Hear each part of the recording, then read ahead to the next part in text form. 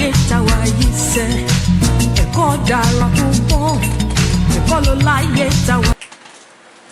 is Jolash Online Radio and TV Station, Eleyele Ibadan. You're welcome to Greater Tomorrow Platform. Greater Tomorrow Platform is a program that is designed to showcase our young people, to showcase them as individuals, to showcase them from schools, to showcase them generally. So, if you even have an individual you would like us to bring to the studio to showcase, whether because of their talents or whatever, get in touch with us. Greater Tomorrow Platform, you're welcome. I am Chinyere Adeyemo. I am your host for this program. This morning, we have two lovely ladies, adolescents, in the studio, and we will be talking about peer pressure, particularly as it affects girls. You can see there are young women here. So we'll be looking at how peer pressure affects girls. But let's meet our guest. The first person is lovely Anu Bisade Adejumoke. Anu, you're welcome to this program. And the second person is Peace Adeyemo. Peace, you're welcome to this program. Thank you, Mom. Now we will be looking, like I said, at peer pressure and handling peer pressure, especially as girls. First, let's understand what peer pressure is. What is peer pressure? Peace, how will you explain peer pressure? I'd explain peer pressure as an influence a person gets from his social group, like the kind of people they keep company with and how it impacts in their life. Okay, Anu, do you have anything to add to that? Yes, my peer pressure is an influence which teens tend to have on each other. Okay, now she said peer pressure is an influence which teenagers tend to have on each other. Okay, because this is a program that is showcasing teenagers, I will accept it. But actually, peer pressure is actually something we all face. I mean, mommy, when because every other person in your office has bought a particular kind of cloth, you think you must wear it. Or when you think, okay, all your friends, they live in a particular neighborhood, so you must move to that neighborhood. You know that is also a form of peer pressure. But like I said, this one is specifically for young people. So peer pressure, we're told, has to do with the influence that people or the people you associate with, they have on you because of your association with them. All right, thank you. So let's talk about the causes of peer pressure.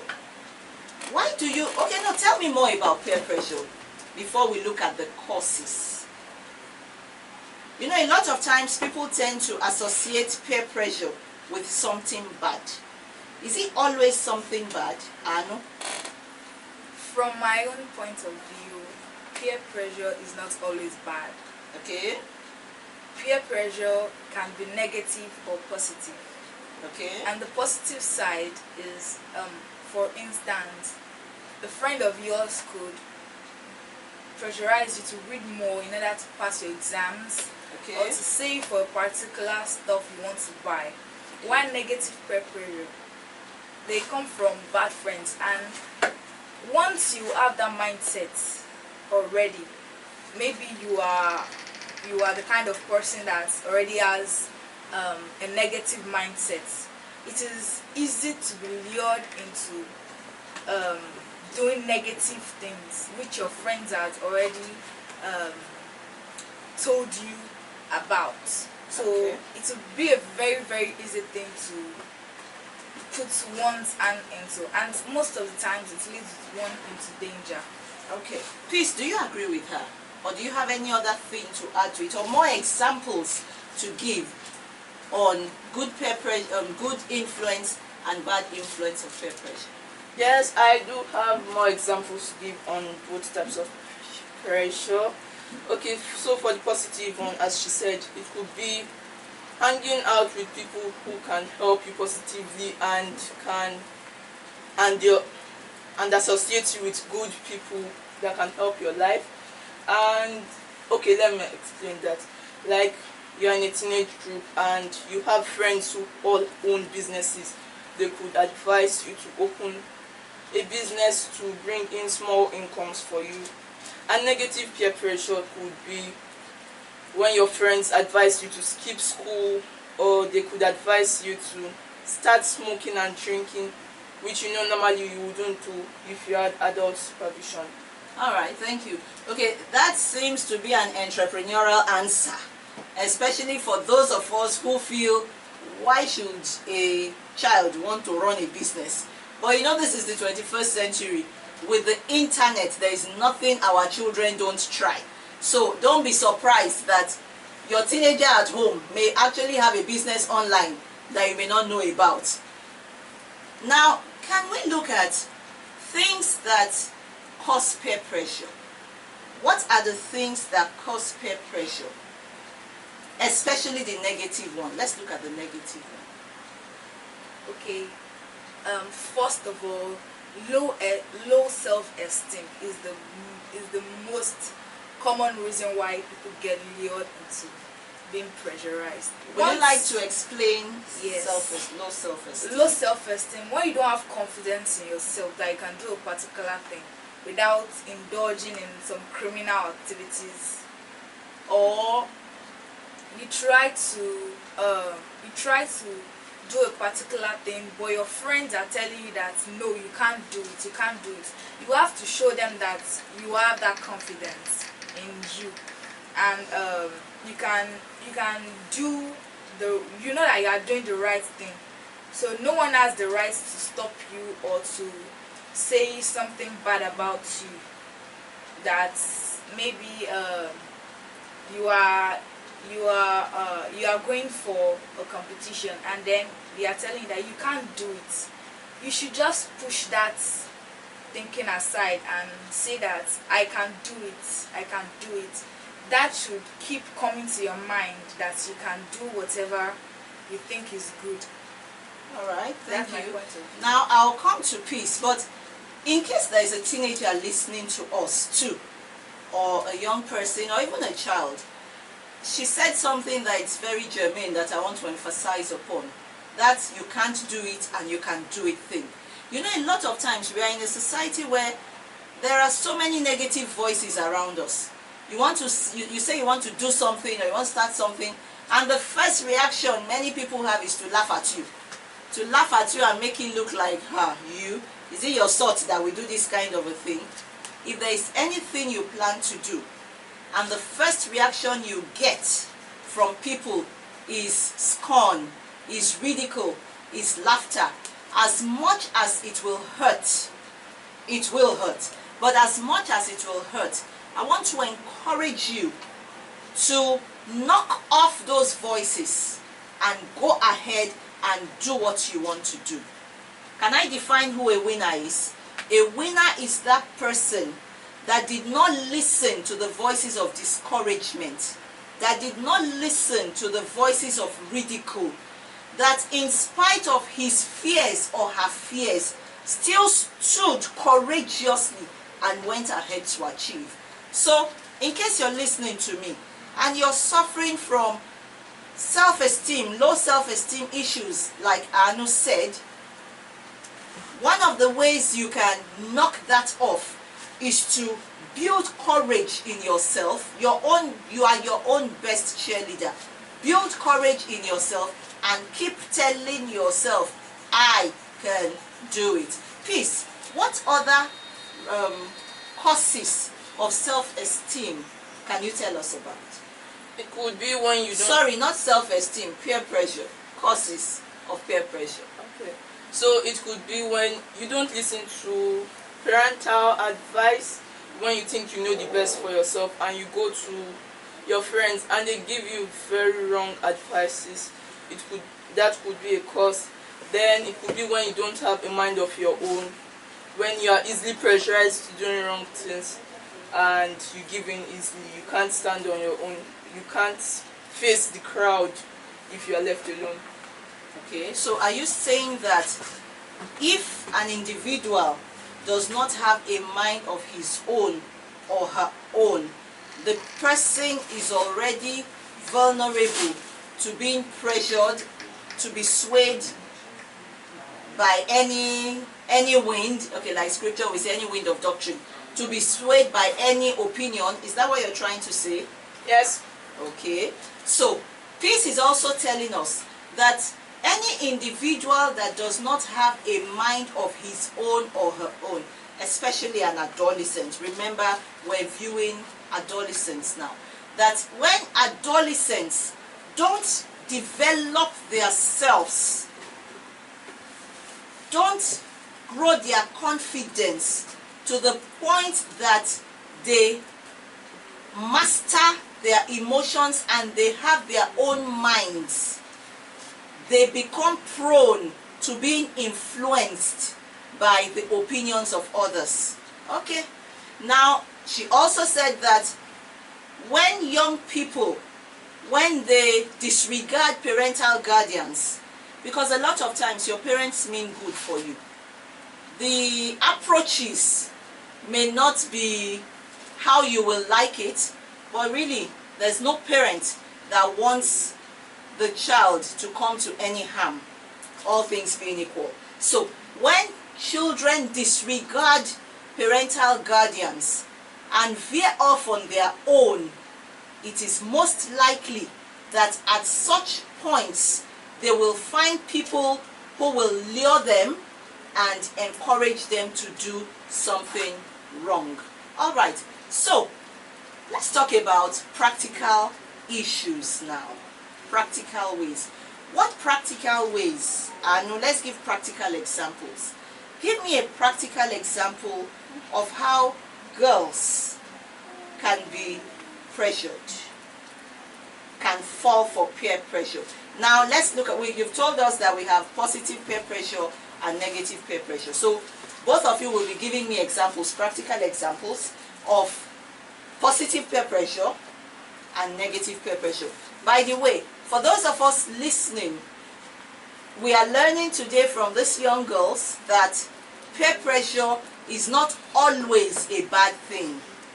I want us to have that as a take home, that peer pressure is not always bad, that there are positive forms of peer pressure and there are negative parts. So they'll be giving us practical examples, especially as it affects girls, since they are girls. So tell us, give me a practical example of peer pressure that affects a girl, that can affect a girl positively. Positively, I don't really know much on that. I will give you time to think. You must know much. You mean as you are now, you've never had anyone who has influenced you as a girl? Okay. I will come back to you. Yes, please give me an example. It could be joining them for reading groups. Okay. There are some girls who have good natures and they create groups for reading and doing good things. Good not things. Participating in bad vices. Good things like what? Reading, it could be saving money together. It could also be trying to open businesses together, joint businesses. Looks like this girl loves businesses. Okay, apart from businesses, what else? Okay, you said yours, so Anu, let's talk about a practical example. Okay. It could be that your friends, your female friends, are telling you to, or are asking you to join a particular Bible club where you could be engaged, because from what I believe, when you are engaged in something meaningful, you won't have time to engage in bad things.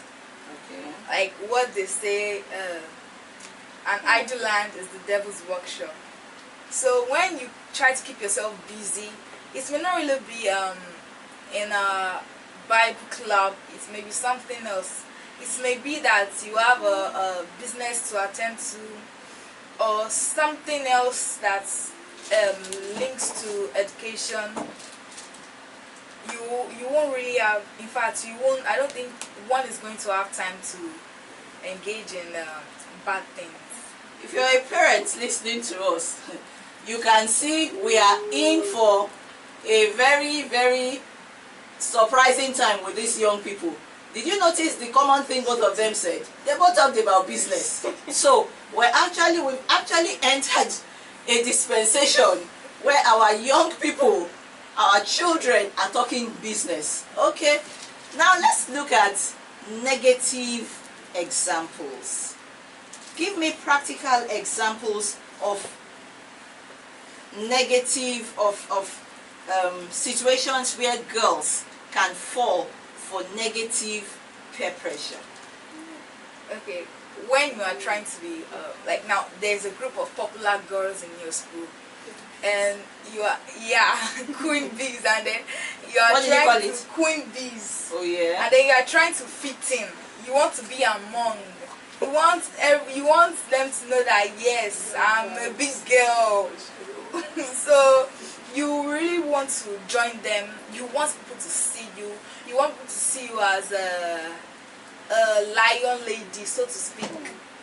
But it is not really good. Like now, there is a dancing group in my school, and my classmates are like, join, but it is not really a good idea, because dancing on the stage, shaking everything, is not really a good thing. It's Wait. not Is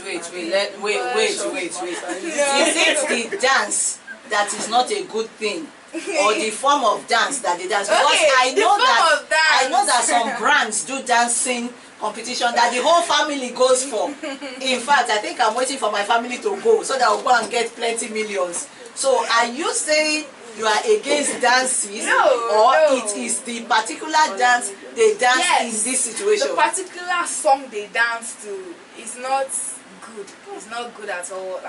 So if you engage in that dancing group, you are likely to it will lead you to doing some other things. Because when you wear open clothes that show parts of your body, people will try to get attached to you. Most of the times, boys will get attached to you, try to get attached to you, and some other bad girls. It may be your first time that you go for that dancing whatsoever, and that one time can lead to something else. All right. When people are chasing after you, that please your number or something, you feel like, I'm already becoming my school star. I'm a celebrity. I'm a celebrity, but celebrity, which kind That's of what stars celebrity? do. Yes, but which kind of celebrity are you? That's how stars do. Are you a good celebrity, or the other way around? Are you trying to be a good model, a good role model, or a bad role models for your younger ones? All right. So please give us practical examples, an example or examples if you have, of negative form of peer pressure for girls. Dating. Can you elaborate? Yes, so like the trends nowadays somehow support dating as nothing, somehow show dating as nothing bad, and or there could be you could have peers that could pressurize you to go into dating where you know your parents won't accept that. Like in my school, dating to them is not really anything wrong. It's not wrong. Everybody has dated, everybody has done this and that, and it's not meant to be, because 50% of them, their parents, I'm sure their parents don't know they've dated and done things like that. Okay. Jeez. Okay. So maybe you know I am sitting here now as I'm sitting here in different capacities. I think I like that one you raised about dating. Maybe we should even push this dating thing further. This dating thing. What is dating? I mean, for teenage girls, what is dating? Anu? Dating is a relationship between between the opposite sex. But dating is actually proper when you are already at an attainable age for dating. But what is the attainable age? Okay, the attainable age is around maybe 20 and above. Is that what your mommy told you? No, from what I believe is like maybe from let's say 18, 19 and above. Okay, so I like what we are pushing now. Let's push it a little more and quickly go back to peer pressure to wrap up. For the benefit of those who are listening, I know from what you said, are you saying, for instance, that a girl who is in secondary school, who is already getting attention from boys and attracted to boys and by boys, who already has crushes, let's say at 13, in fact these days the crushes come earlier, they come at 8, they come at 9, but let's even look at the 13-year-old who already has crushes and then already has people who are telling her, hi, hello, I like you, can I have your number, can I, those things they do with girls, and then she's just going, oh my gosh, she's feeling herself, feeling herself good. Are you saying, and she likes the person back, are you now saying that she should keep that likeness till 19? No. She's 13 now, so explain. No, the best thing is to go to counseling departments. Let's make this thing practical. You are saying you have a crush. Your classmate has a crush. Your very close friend. And then she should go to counseling departments in school or in church. To do what? It may not really be in school, it may not really be in church.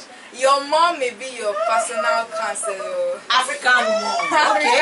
Go on. So you should go and tell her mom, mommy, I have a crush. If you are free with your parents, if you have a clear mind with your parents, you should be able to raise the matter up. And what if your parents will hype it and first of all start with Egbamio? Can you imagine? That's what it is. Remember the category of parents you have.